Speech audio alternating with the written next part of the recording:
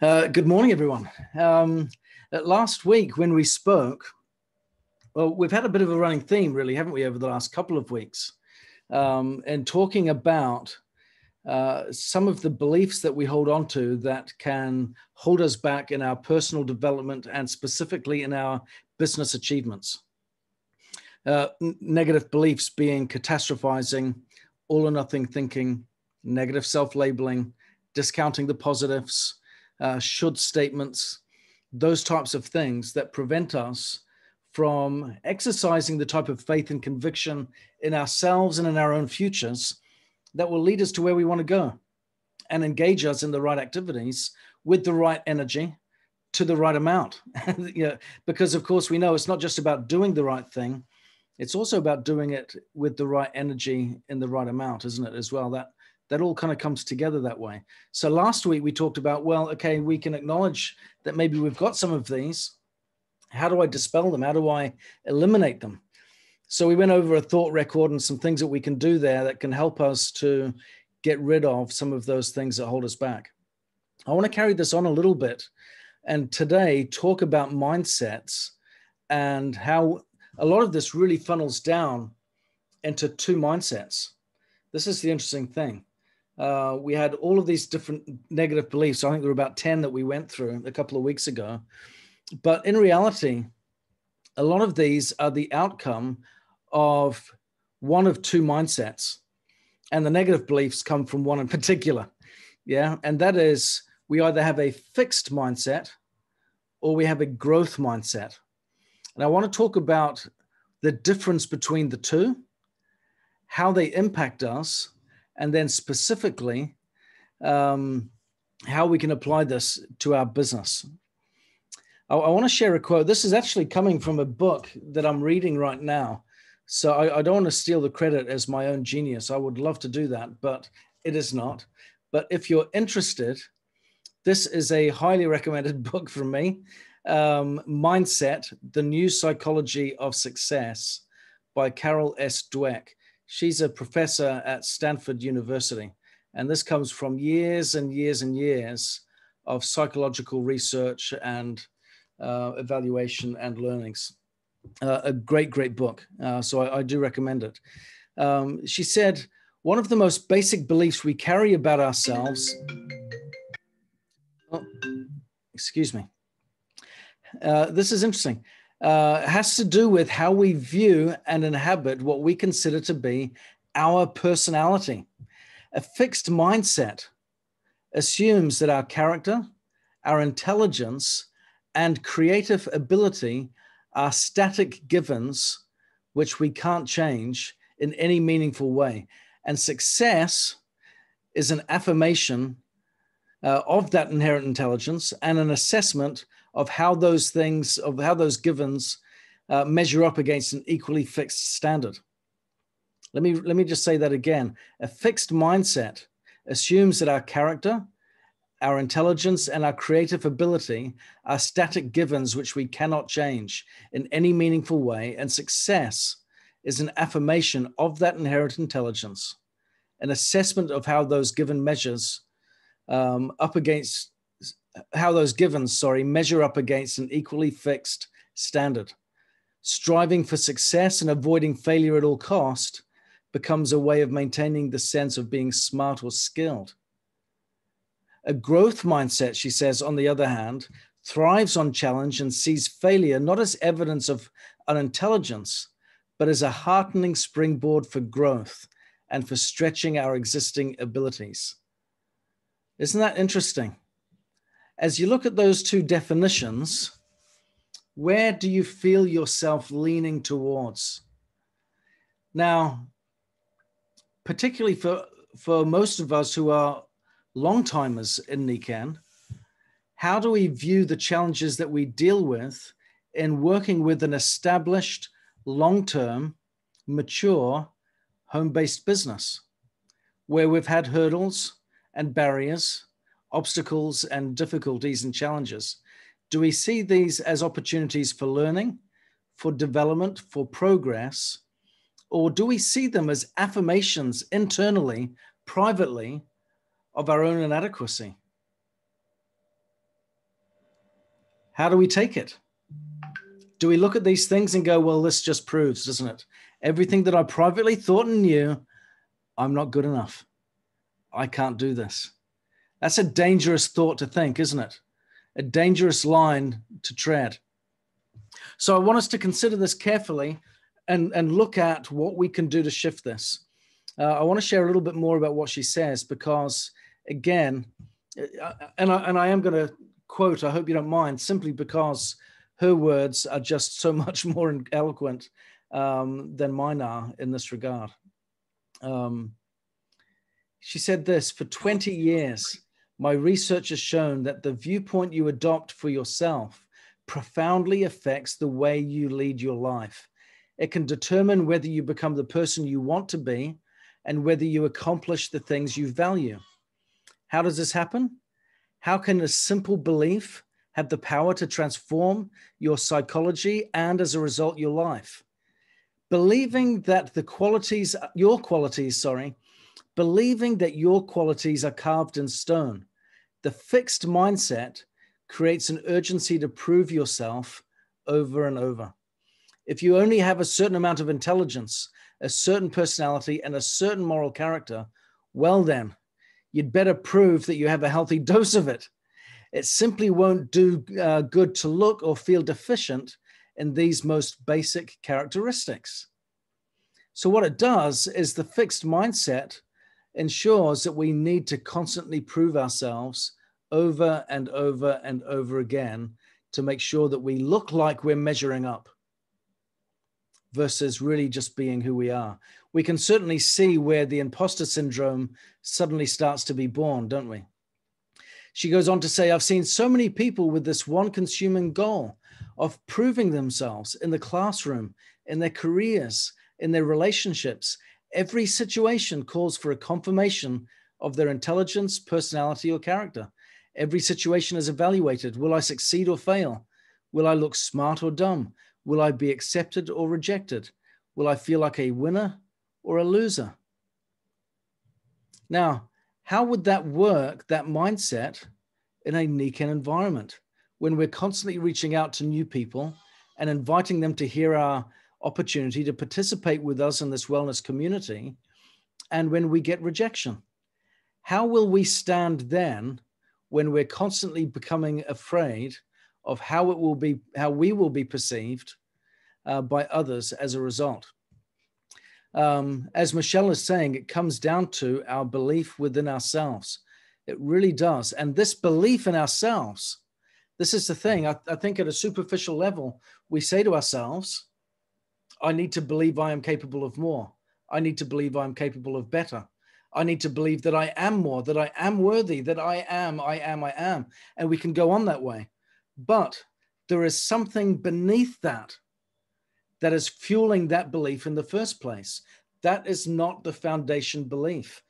Not feeling good enough is not the foundation of our sense of identity. It comes from the mindset. If I believe my capabilities are fixed, then I will see my abilities as being limited.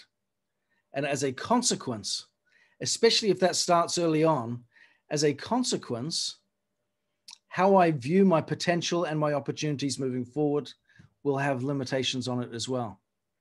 She did a study a number of years ago where she got groups of young children and she divided them into two groups, of course, because she's testing two things, the fixed mindset and the growth mindset. Gave them a challenge to do, a fairly straightforward challenge, but it did have some challenging components to it. She said, with the fixed mindset group, this is what they did as a test. They said when they completed the task, when it came to giving praise, when they did a good job, and what they're doing here is they're not necessarily testing if they've got that fixed mindset. What they're doing is demonstrating the impact of how we praise people and how that can develop one of these mindsets. Yeah. So really how we interact can facilitate this development.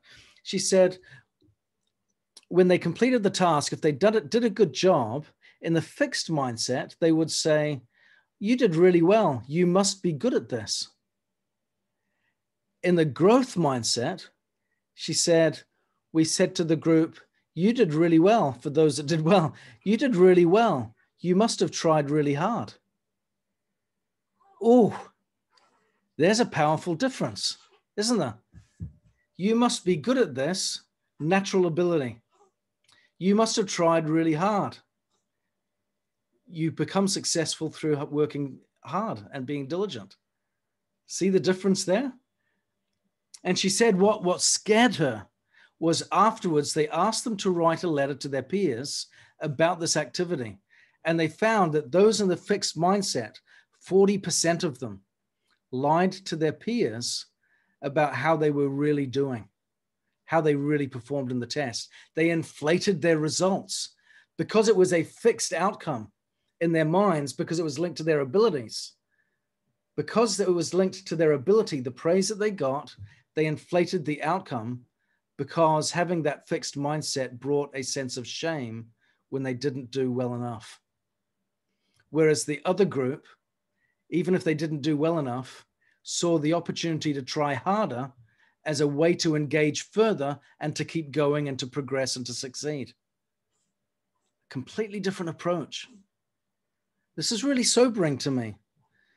So I want to carry on again with what she said. She said there's another mindset in which these traits are not simply a hand you're dealt with and have to live with, always trying to convince yourself and others that you have a royal flush when you're secretly worried it's a pair of tens. She said the growth mindset is based on the belief that your basic qualities are things you can cultivate through your efforts.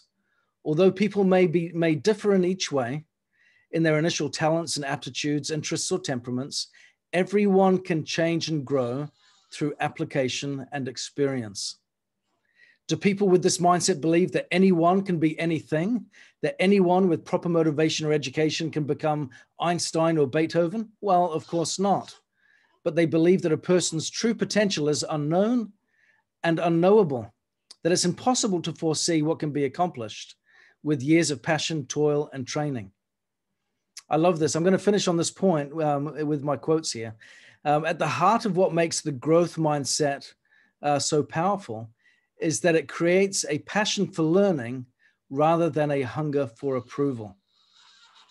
And she goes on to say its hallmark is the conviction that human qualities like intelligence, creativity, and even relationship capacities like love and friendship can be cultivated through effort and deliberate practice. I'll say that last bit again. Its hallmark is that the conviction that human qualities like intelligence, creativity, and even relational capacities like love and friendship can be cultivated through effort and deliberate practice. Now, I like this for a reason. In my book, The Empowerment Paradox, when it came to talking about diligent work, I said something. We often believe that a certain amount of effort will give us a certain amount of results. What we give determines what we get. Of course, in that context, if we were to really believe that, then women in third world countries in Africa surely would be the wealthiest people on the planet. We've all seen them with those big clay pots on their head filled with water as they walk barefoot through the desert with a baby on their arms. Yeah. Surely they would be the most well-rewarded people. This isn't the case because it's not simply about effort. It goes on, I go on to say, effort should take a backseat to the amount of creativity, relationships, or learning we require. Give me a second.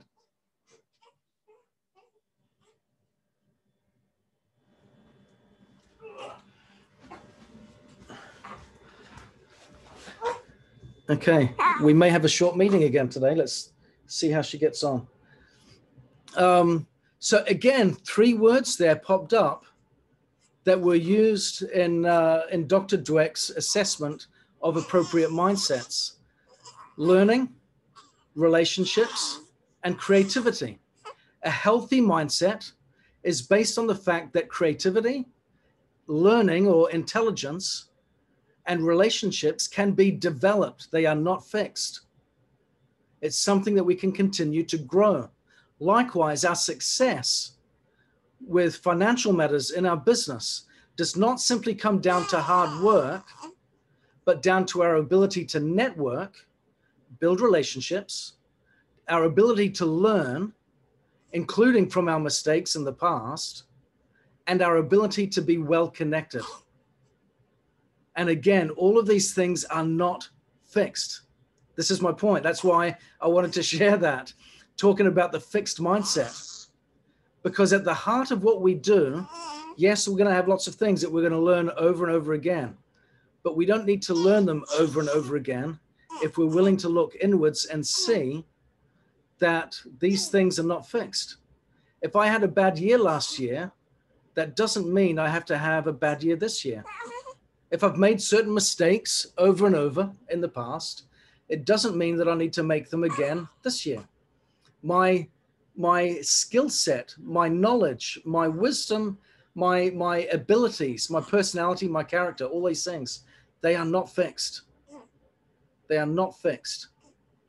We can keep on moving and progressing no matter where we've come from and no matter where we want to go. The critical thing for each of us, really, and this is what I want to emphasize today, is that all of us have an undefinable and unrecognizable potential that is far greater than we can imagine. It is not defined, it is not set, it is not fixed. We can shape it, craft it, and grow it to become whatever we choose it to be. But there are three things that we want to focus on: our creativity, our learning, and our intelligence, and our relationships, sorry. Our creativity, our learning, and our relationships. As we focus on those three areas and make a deliberate effort to grow and look for evidence of the growth, we can see great things happen. But we've got to look for the evidence, and we've got to be willing to self-evaluate. If we aren't having an evaluation mechanism built into our business, then we are setting ourselves up to repeat the same mistakes of the past. And that will only do one thing. It will validate the fixed mindset.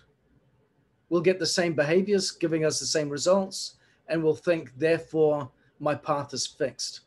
What does that do for my vision for the future? What does that do for my goals? What does that do for my efforts?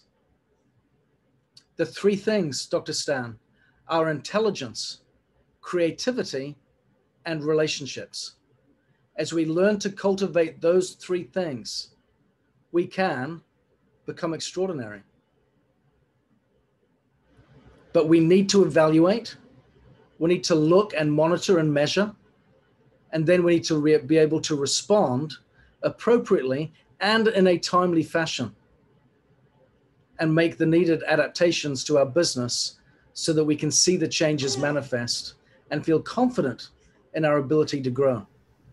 But like I said, if we are not evaluating, if we are not getting feedback, if we are not applying changes as a result of the mechanisms not giving us the results that we seek, then we're going to end up having a fixed mindset.